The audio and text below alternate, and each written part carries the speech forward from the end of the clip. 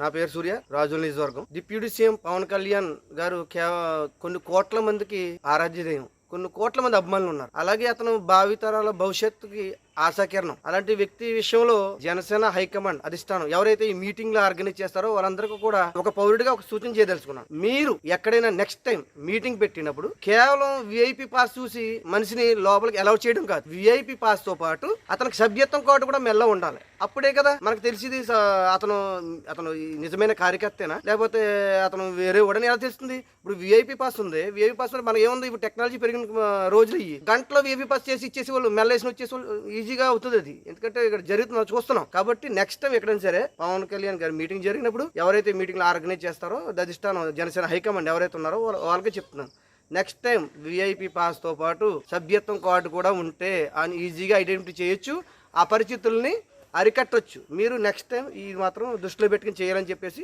మనం చేస్తాం.